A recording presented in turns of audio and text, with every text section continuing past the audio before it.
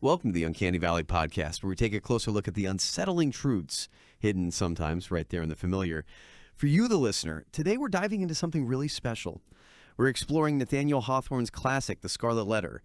But we're not doing just a standard book report here. Think of this as us pulling out the most fascinating, maybe the most unsettling insights, especially from the intro and key parts of the story you've shared with us. We're going to see how Hawthorne, who is, just a master observer, turns the everyday into something uncanny, how our inner lives and the world outside kind of collide in strange ways. Get ready for some surprising connections and maybe even a little dark humor along the way. Now, when we talk about the uncanny valley, usually we mean like robots or maybe CGI that looks almost human, but something's off right. It gives you that little shiver, that sense of unease. Familiar but wrong, and that feeling, that kind of tension. It just floods Hawthorne's writing right from the get-go in The Scarlet Letter. He kicks things off talking about what he calls an autobiographical impulse. Says it twice. Took possession of me. He did it before, apparently, with Old Manse, and now he's doing it again, talking all about his 3 years' experience in a custom house. It's pretty open, isn't it? Especially for an author who, liked to keep his cards close to his chest. It really is. It's a fascinating starting point, and it sets the stage perfectly for all the unsettling themes that follow.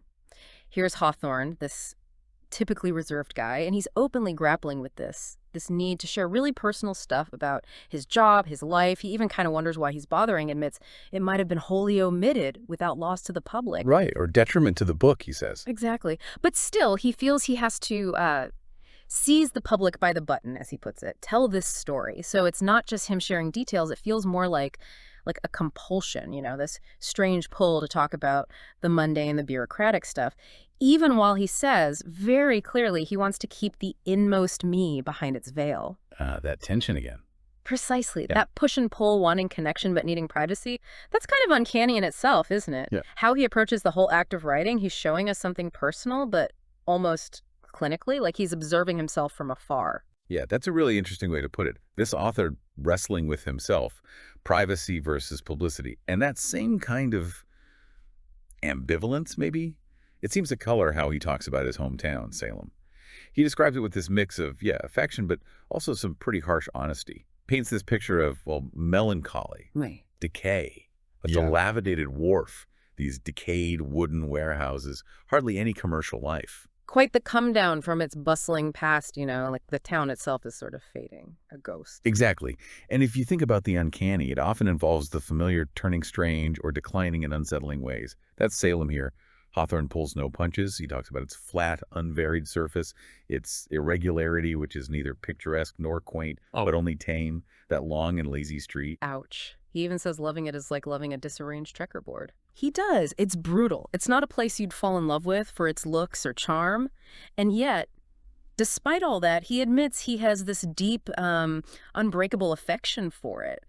But it's not logical, is it? It's something deeper, more primal. He talks about the deep and aged roots his family has there. Right, like he's part of the soil itself. Yeah, his mortal frame feels connected to the dust. He calls it a sensuous sympathy of dust for dust. It's almost biological, this connection. Instinctive. Doesn't matter what the town looks like now or if it's even a happy place. It's like it's inescapable, part of his very being. So the familiar place feels almost alienating because of its decay. But he can't shake the connection. That's unsettling. That's a really powerful way to think about it. This connection, you just can't escape feeling tied to a place even when it's kind of sad. It really makes you wonder, doesn't it? About our own lives, how our histories, maybe things we don't even know about, shape how we feel about places, where we belong. Maybe we stick around places not because they're great now, but because our roots are there. Maybe literally, like he says, our ancestors' dust. And speaking of ancestors, wow, Hawthorne really digs into his Puritan background. He brings up that first ancestor, this grave, bearded, sable-cloaked, and steeple-crowned guy, a real pillar of the community, soldier, legislator, judge, ruler in the church. Had all the Puritan traits, good and evil, he says. He did. But it's a heavy legacy, isn't it? And Hawthorne is unflinching about the dark side, the unsettling parts. He really zeroes in on the bitter persecutor aspect of his family history. Yeah, the Quakers. Right. His first ancestor was harsh on the Quakers, and then his son, even worse, played a role in the martyrdom of the witches, the Salem witch trials. And for Hawthorne, this isn't just like historical trivia. It feels personal, like an inheritance. He says their blood may fairly be said to have left a stain upon him, that his own old dry bones must still retain it. Wow. That's intense, like guilt passed down through generations. It's incredibly visceral, an ancestral stain he can feel. It definitely adds this unsettling layer to his sense of family and place, and the tension just keeps building because Hawthorne, he's a writer, a fiction writer, and he feels totally out of step with these stern, practical, God-fearing ancestors. He's very open about it. Says they would have thought his writing was worthless, if not positively disgraceful. Right. He imagines them muttering, "A writer of storybooks, what kind of a business may that be?" Exactly. It's this deep sense of familial disapproval, almost like he's living in his own family's uncanny valley, It doesn't quite fit the mold. He comes from them, he shares their ground, but what they valued is totally alien to his own life's work. And this leads him to this bigger, really profound thought about how human nature will not flourish if it be planted and replanted for too long in the same worn-out soil. So it's not just about literal soil. No, I think it's metaphorical too. It suggests we need disruption sometimes. We need to break away from unhealthy ties to tradition or place or even family legacy maybe if we want to truly grow. It's like recognizing that holding on to the past too tightly can just suffocate the present. A really unsettling idea about heritage. Yeah, that image of being kind of haunted by your own family, feeling their disapproval centuries later, it hits hard. Makes you think about the invisible stuff we all carry from our families. Okay, so let's shift focus to the custom house itself, the place he actually worked. He describes it, spacious edifice of brick, flying the flag. But even the details feel a bit off, like the flag's stripes being vertical, not horizontal, showing it's a civil post. And that huge American eagle carving over the door, he says it looks like it threatens mischief and is apt to fling off her nestlings. Even the national symbols feel a bit menacing, don't they? They do. Even the official symbols have this subtle air of disquiet about them. And the custom house itself, despite looking official, it's clearly past its prime. He says business has not of late days been worn by any multitudinous resort. It's a dying port, basically, just like Salem itself. A reflection of the town's decay. Exactly. And Hawthorne's reason for taking the job there, it wasn't ambition. It was that strange, indolent, unjoyous attachment for my native town. He calls it a doom, almost. Says he came back like the bad halfpenny, like Salem was the inevitable center of the universe for him. Wow, inescapable fate. That's pretty unsettling. It is. It feels less like a job choice and more like a trap, a psychological dead end he's drawn back to. And it makes you think, doesn't it? For you, the listener, how often do we find ourselves in environments, maybe comfortable ones, maybe stable ones, that are just subtly draining us, sapping our energy, our creativity, and maybe shifting our goals without us even noticing? That comfortable rut that slowly turns the familiar uncanny. That's a chilling thought. The traps we walk into willingly, or the ones that just feel fated. Okay, so what about the people in this trap? The inhabitants of the custom house. Hawthorne paints quite a picture of the old guard, this patriarchal body of veterans he supervised, often asleep, he says, or talking in voices between speech and a snore. And they relied on charity, on monopolized labor, basically anything but their own effort. Doesn't sound like a hive of activity, more like exhibits in a museum. Exhibits is a good word for it. They really embody this kind of living stagnation. Their daily routine sounds almost depressing. They creep out into the warm sunshine, go lazily about what they termed duty, and take themselves to bed again. Sounds exhausting just hearing about it. Right, and their conversation, just the several thousandth repetition of old sea stories and moldy jokes, like a broken record. But Hawthorne makes this observation about their jollity that's truly deeply uncanny. He says it might look like the mirth of children, but really it more resembles the phosphorescent glow of decaying wood. Oh, wow. That's unsettling. Isn't it? A flicker of life, but it comes from decay. A false light. It's a powerful image of vitality, just gone, replaced by this hollow echo. He also mentions how they'd peek sagaciously into ships, but somehow missed the big stuff slipping through. Always cautious after the problem happened. Bureaucracy at its finest and saddest. That image, the phosphorescent glow, it sticks with you. Makes you think about our own lives, maybe routines or relationships where there's a faint glow of habit we mistake for real life. How easy it is to become complacent, let our sharpness fade. It's like a quiet erosion. And then there's the boss, General Miller, the collector. Hawthorne calls him New England's most distinguished soldier, standing firmly on the pedestal of his gallant services. A hero. But now, he's weighed down by infirmities, climbs stairs slowly and painfully, Time has definitely taken its toll. It has, and Hawthorne's description of him is just masterful in capturing that uncanny feeling of faded greatness. He compares him to an old fortress, like Ticonderoga. Some walls still strong, but other parts just a shapeless mound, cumbrous with its very strength. Wow, strength becoming a burden. Exactly. His inner light, that core strength, which Hawthorne calls a deep red glow as of iron in a furnace, it's still there, but it's trapped, obscured by his physical decline. The essential man, that weight, solidity, firmness, it persists, but it's locked inside this crumbling shell. Hawthorne even imagines him throwing off the sickness like a sick man's gown and starting up once more a warrior. A flicker of hope. A flicker, but then he immediately snuffs it out, says it was but to be pictured in fancy, not to be anticipated nor desired. And that captures it perfectly, doesn't it? That sense of potential, unrealized, locked away, a magnificent ruin whose power you can only imagine. It's tragic, really, a hero trapped in time. A magnificent ruin. Yeah, that fits. Like a ghost of who he was. And then that surprising detail, this tough soldier who'd slain men with his own hand apparently didn't have enough cruelty to brush the down off a butterfly's wing. And he loved flowers. It's a wonderful contradiction, isn't it? Makes him more human, but also highlights the sadness of his current state. And it really underlines your point about the custom house being this sort of final resting place for powerful figures. Their essence is still there, maybe, but it's inactive, preserved in this strange, diminished way.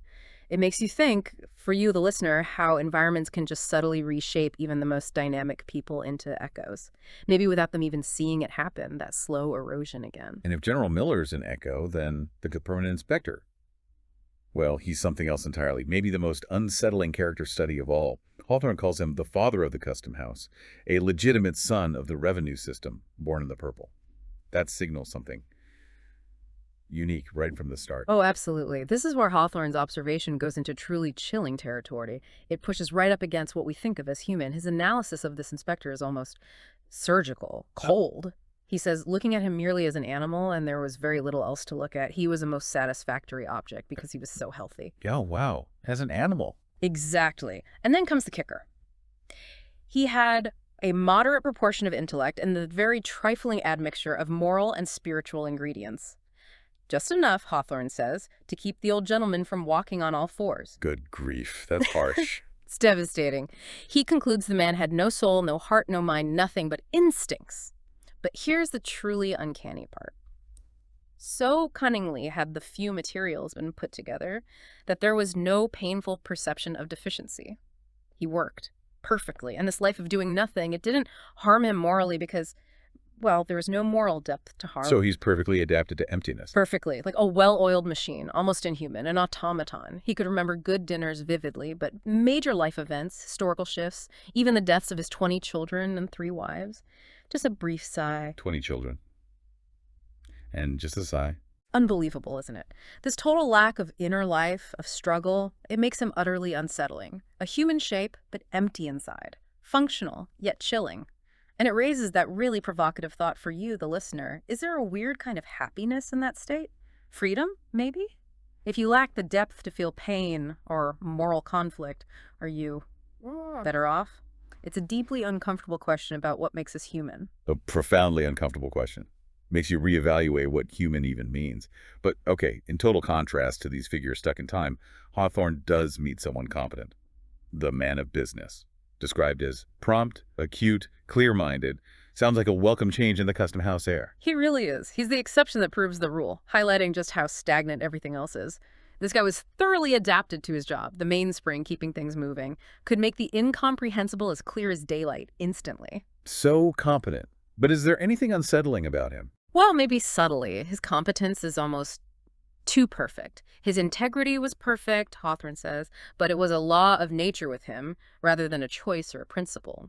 A stain on his conscience would bother him like an error in the balance of an account or an ink blot. Ah, so morality as accounting.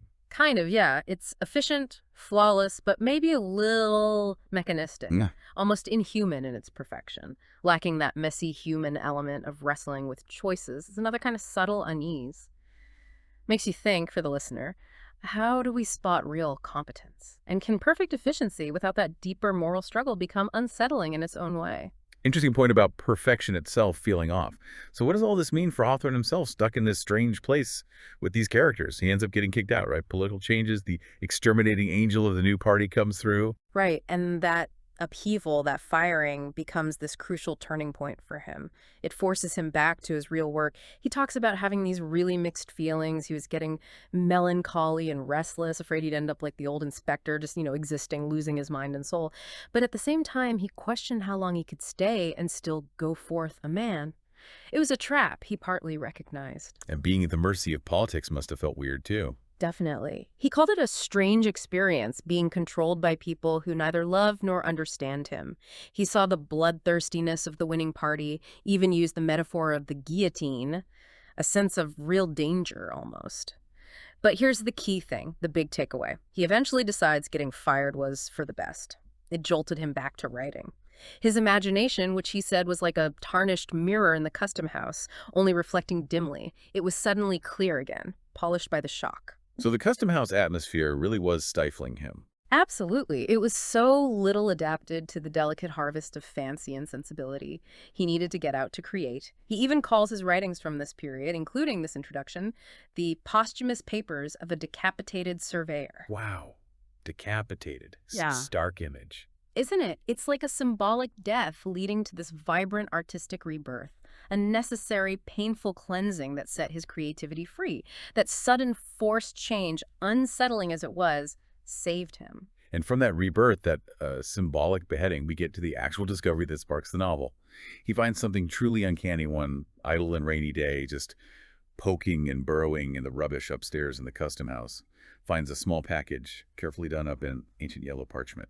You can almost smell the dust, can't you? You really can, and what's inside is immediately more than just an old thing. It's a certain affair of fine red cloth, much worn and faded, with traces of gold embroidery, beautiful needlework, a forgotten art, and it's, of course, the capital letter A. And the Scarlet Letter itself. Yes. But the really uncanny moment, the jolt, happens when Hawthorne, almost on impulse, puts the letter on his own chest. And he feels, he experienced a sensation not altogether physical, yet almost so, of burning heat, and as if the letter were not of red cloth, but red-hot iron. Wow. Not just seeing it, but feeling it burn. Exactly. It goes beyond just finding an object. It becomes personal, physical, almost supernatural, like the pain and shame embedded in the cloth just leaps across time and brands him. Makes you think, doesn't it, listener? How can old objects, things with hidden, intense histories, trigger such powerful, almost physical reactions in us? What forgotten stories are lurking in the things we keep, waiting to connect? And it wasn't just the letter, right? There was paper with it. Right. Wrapped around the letter was a small roll of dingy paper. It was Mr. Surveyor Pugh's manuscript, an old custom house official. Apparently, it gave a reasonably complete explanation of Hester Prynne's story, the object and its narrative found together. And this brings up that interesting blur between fact and fiction again. Hawthorne says he relies on the authenticity of the outline from Pugh's notes, but then he admits he gave himself nearly or altogether as much license as if the facts had been entirely of my own invention. So based on truth, but definitely embellished. Pretty much. He's layering his imagination onto this historical fragment, but then he describes something even stranger, a truly uncanny encounter. He says the ghost of Surveyor Pugh himself appeared to him, in his garb of 100 years gone by and wearing his immortal wig. A ghost. Seriously. That's what he claims.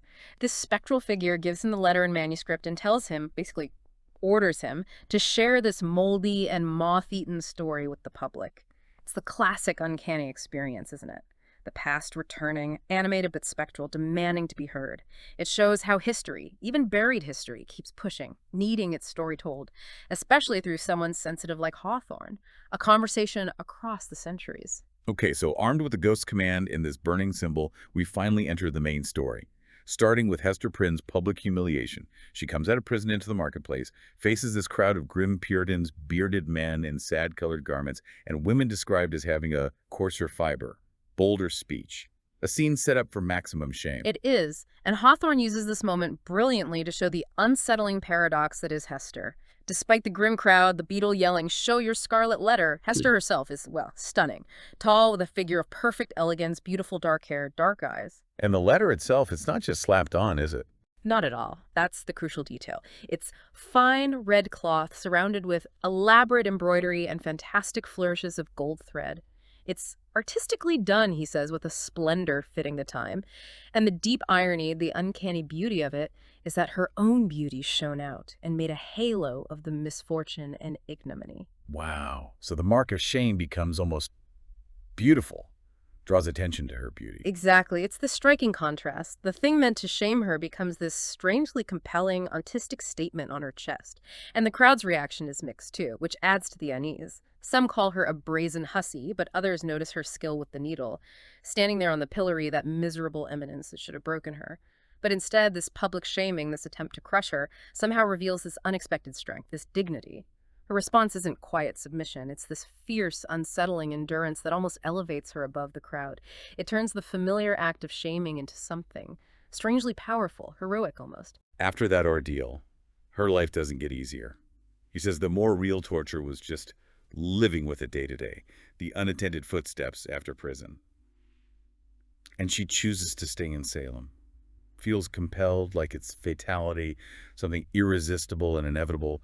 That seems masochistic almost, staying right where she suffered. It does seem that way, and this self-chosen isolation just deepens the uncanny feeling around her. She lives in this lonely dwelling on the edge of town, physically separate. Her needlework, which was her art, her expression of beauty, that rich, voluptuous, oriental characteristic, now becomes her penance, her only connection, really. But she's completely cut off, right? Utterly. He says she felt she belonged to society, not at all. She was apart from moral interests, yet close beside them, like a ghost that revisits the familiar fireside and can no longer make itself seen or felt. A ghost among the living. Wow. It's a powerful image, isn't it? Physically there, but invisible emotionally, excluded. And the constant stares of strangers felt like they were branding the letter afresh onto her soul, a continuous torture. But, and here's another twist. Through all this suffering, this isolation, Hester gains something strange, a new sense. It's described as a sympathetic knowledge of the hidden sin in other hearts. Like she can see through people. Exactly. She develops this unsettling clarity, almost like psychic vision. She realizes the outward guise of purity in town is often just a mask. She sees the hypocrisy even in the respected magistrate or the pious old matron who'd kept cold snow within her bosom. This uncanny ability to see the hidden darkness, the flaws in the very people judging her, makes her situation even more painful, more isolating. It shatters her illusions about the community. And for you, the listener, it raises that deep question. Can suffering, can being ostracized actually give you a kind of unwelcome wisdom, strip away your defenses and grant this unsettling clarity about others' hidden lives? That's a heavy price for wisdom, getting that kind of unwelcome X-ray vision. Okay, from Hester's isolation and new sense, we get to Pearl, her daughter, who sounds, well, utterly unique, called worthy to have been brought forth in Eden, but almost in the same breasts, the elf child, even demon offspring. And her clothes are always gorgeous, flamboyant, a walking contradiction from the start. She absolutely is. Pearl is the living embodiment of the uncanny in this story, a child who just defies easy labels and constantly reflects the broken law that created her. Hawthorne says she has a spell of infinite variety. Her looks could shift from a wildflower prettiness to the pomp of an infant princess. There's always this trait of passion, a certain depth of hue about her. Her outside changes reflected her inner life, but she lacked reference and adaptation to the world. She just didn't fit. Couldn't be made amenable to rules. Exactly. Her very being, born from that break in law, resulted in someone whose elements were perhaps beautiful and brilliant, but all in disorder, or with an order peculiar to themselves. And that peculiar order, that wild, untamable spirit, that's classic uncanny, human, but different, unsettling because she resists all the Puritan boxes. She has this look, he says, intelligent yet inexplicable, so perverse, sometimes so malicious, acts like an airy sprite, always flitting away with a mocking smile. And she has this way with objects, like a kind of witchcraft, making them fit whatever drama was going on inside her head. So she's not just observing, she's actively challenging things. Actively. By just being herself, unconstrained, embodying that broken rule, she constantly challenges the town's rigid worldview. She's a living, breathing, sometimes joyful, but always deeply uncomfortable mirror to her mother's sin and the community's hypocrisy. And being a kid, Pearl has that lack of filter, right? Which leads to some incredibly direct, unsettling questions. He knows about the black man legend, the devil figure who haunts this forest and gets people to sign his book in blood, leaves his mark on them. Pretty standard spooky folklore. Standard, yes, but Pearl's engagement with it is anything but. It's chillingly direct. No adult hesitation at all. She just asks Hester, straight up. And Mother, the old dame, said that the Scarlet Letter was the black man's mark on thee, and that it glows like a red flame when thou meetest him. Is it true, Mother? Wow, right to the heart of it. Exactly. That question, plus her naughty smile, her whole elvish vibe, it makes Pearl this constant source of the uncanny for Hester, forcing her to face the darkest interpretations of her own Scarlet Letter right from her own child's mouth, and Pearl's other moments too, like saying, "I have no heavenly father," or throwing burrs at Dimmesdale, or playing in the graveyard. It shows how these dark community narratives get absorbed and then spat back out through this innocent yet profoundly unsettling child's perspective. She cuts right through the adult denials. Pearl's wildness keeps showing up, doesn't it? Especially in that key scene by the brook when Hester and Dimmesdale finally meet alone.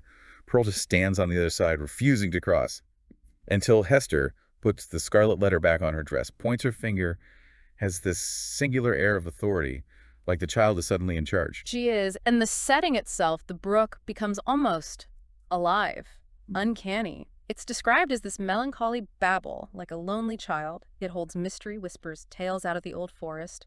It's not just scenery, it feels like a witness. Nature itself is watching. Exactly. And Pearl's behavior, her eldritch scream when Hester hesitates with the letter, the idea that the brow itself will remember this moment, add it to the mystery. It gives this deep, unsettling feeling that nature is tuned into the human drama, reflecting the hidden truths. It's as if the brook and Pearl recognize the truth Hester's trying to shed, and they insist she reclaim it. It really makes you think, listener, how kids, with their unfiltered view, can be these uncomfortable mirrors, especially when adults try to bend the rules or hide the truth. They force the confrontation. From the unsettling honesty of a child, we swing to the truly sinister transformation of Roger Chillingworth. We first meet him back at the scaffold scene, right? Seeing Hester, his face twists in writhing horror, but then he gets instant control. Chilling. His slight deformity is noted. Hester knows him immediately. He seems to change right then and there. He really does. And that transformation is one of the most chilling, uncanny parts of the book. He starts out as this learned stranger, skilled in medicine, knows about herbs from his time in Indian captivity. He's got sharp, almost intuitive perceptions. An intellectual. But that's not his real goal in Salem, is it? Not at all. His purpose quickly shifts. It's not just simple revenge against Dimmesdale. It's an intimate revenge. He wants to become Dimmesdale's only trusted friend, the one person the minister will finally pour out all that dark treasure of guilt to. He has the skills of a confessor, knows that eventually the soul of the sufferer will break down. That psychological manipulation is terrifying. It's deeply uncanny. He's not just an enemy. He becomes this kind of psychological parasite, feeding on Dimmesdale's secret pain while pretending to heal him. And his appearance changes to match his soul. He gets much uglier, darker, more misshapen. There's that glare of red light out of his eyes. He literally transforms from a scholar into something fiendish, malevolent. A dark angel indeed. And he does this while playing doctor, living with Dimmesdale, supposedly treating him. It's just slow psychological torture. It's exactly that. A battle for Dimmesdale's soul disguised as healthcare, the leech, as he's called, feeding on his patient. Their talks often circle around hidden sin. Chillingworth drops hints like saying black weeds grow from a buried heart, revealing unspoken crime. Just twisting the knife. Constantly. He devotes 7 years to this constant analysis of a heart full of torture, getting his enjoyment from it, adding fuel to those fiery tortures. He even admits it, calls himself Dimmesdale's fiend for his especial torment. There's no pretense in his own mind, it's pure malice. He tells Hester how Dimmesdale felt his presence like a curse, knew an evil eye was watching, but he knew not that the eye and hand were mine.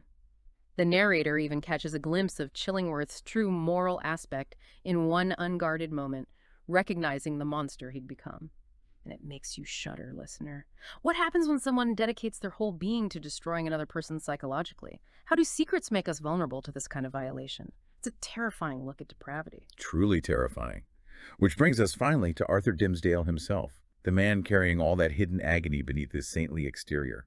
Publicly, he's a miracle of holiness, heaven's mouthpiece. The ground he walks on is sanctified. Young women practically swoon with religious fervor around him. He's an icon. And the uncanny part is that sheer, unbearable contrast with his inner reality.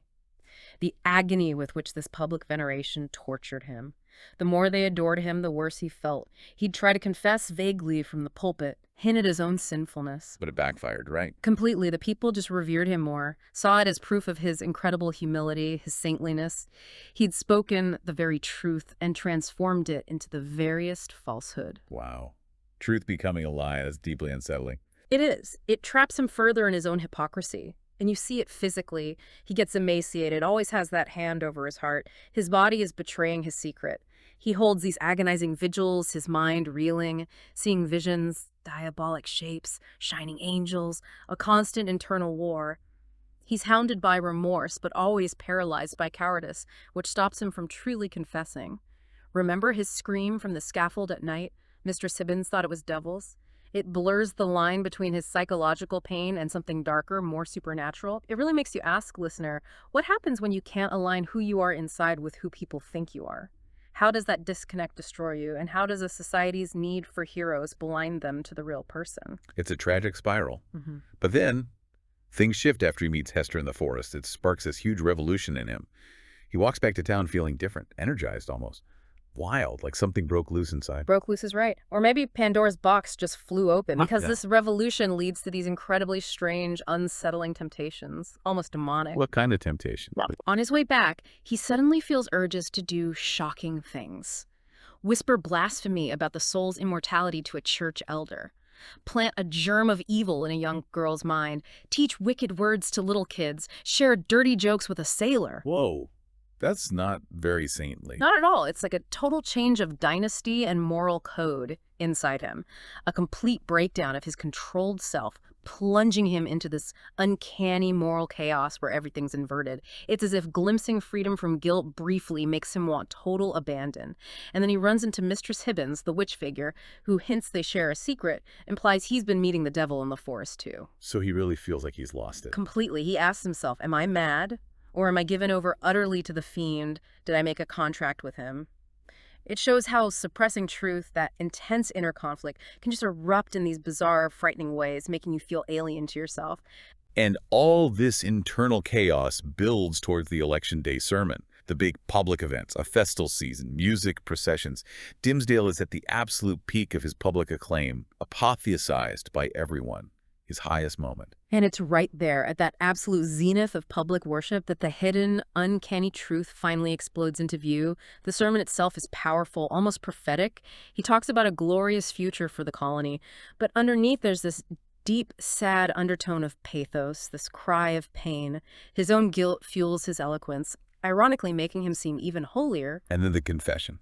than the shattering climax. He calls Hester and Pearl up onto the scaffold with him. The place of her shame becomes the stage for his revelation, and in front of everyone he tears open his shirt, revealing the letter A marked on his own chest. Oh my God, the ultimate reversal. The ultimate uncanny reversal. The hidden sin made brutally, shockingly public. It shatters every perception of him. And Hawthorne keeps it unsettling by leaving the origin of the mark ambiguous. Was it Chillingworth's drugs? Self-inflicted torment, God's judgment? We never know for sure. That mystery lingers. And Chillingworth's last words to him there are just chilling. Hadst thou sought the whole earth over, there was no one place so secret where thou couldst have escaped me, save on this very scaffold. It underlines the terrible intimacy between them, and that the only escape was total exposure. It makes you wonder, listener, does real redemption demand that kind of shattering revelation, destroying all illusions to find truth, leaving this uncanny void where certainty used to be? In the aftermath, Dimmesdale dies right there. And people still try to deny what they saw, right? His friends have this stubborn fidelity, trying to protect his reputation despite the clear proof. It shows how hard it is to accept uncomfortable truths. And Chillingworth, his purpose is gone. He just fades away within a year, leaves all his money to Pearl, making her suddenly rich. Yeah, Chillingworth's end is fascinating, and the narrator makes this really profound, unsettling point about the link between them. Hawthorne wonders if hatred and love be not the same thing at bottom, suggests that each, in its utmost development, supposes a high degree of intimacy and heart knowledge. Hatred and love being the same. That's uncanny. It is. It blurs those fundamental lines, suggests this dark unity in extreme emotions. Chillingworth's life became about Dimmesdale's pain. Without it, he had nothing left. It's a powerful idea for you to chew on, listener. How can intense bonds, even ones forged in conflict, lead to such strange outcomes? Can hatred create an intimacy as strong as love? What does that say about us? A truly chilling thought about the dark side of connection. And finally, Hester. Years pass. Pearl is gone. But Hester eventually comes back to Salem. And she puts the Scarlet Letter back on. Oh. Voluntarily. Wears it until she dies. And this is maybe the most powerful transformation, the most redemptive, uncanny shift in the whole book. Over time, that Scarlet Letter, her symbol of shame, it changes meaning. It ceased to be a stigma and became a type of something to be sorrowed over and looked upon with awe, yet with reverence, too. So it becomes respected? Respected, yes. Hester doesn't come back broken. She returns freely, embraces her past, and transforms it. She becomes this source of wisdom, counseling other women whose sorrows fell little short of her own, a confidant. Her pain becomes her strength, her qualification. So the symbol and Hester herself evolve from shame to reverence, from outcast to sage. That's a profound journey. The mark of shame becomes a badge of wisdom. She even hopes for a future where a new truth would be revealed about men and women based on mutual happiness, a hint of hope born from suffering. And her tombstone, just the letter A. Just the letter. On a field, sable, the letter A, gules. Marking her not by the original sin, but by its ultimate, complex, revered meaning. It really leaves you thinking, listener. How do symbols, how do people change their meaning? How do we turn the unsettling, the shameful parts of our past, not into burdens, but into sources of hard-won understanding? How do we make the uncanny sacred? Thank you for joining us on the Uncanny Valley podcast. Wow. We've really journeyed through Hawthorne's world today, haven't we? Seeing how the familiar, a hometown, a job, relationships, even symbols can become deeply strange, deeply unsettling. How human nature has these hidden, uncanny depths, and how the past just keeps bubbling up, shaping who we are. We saw that rigid community, the strange lives in the custom house, and those incredible transformations of Hester, Pearl, Dimmesdale, Chillingworth. Every character, every moment kind of pulls you into that weird space where things feel known but also off. Makes you question what's really going on beneath the surface. Maybe, like we talked about, the most unsettling truths, most profound lessons are the ones hiding right there, closest to home. Thanks for listening.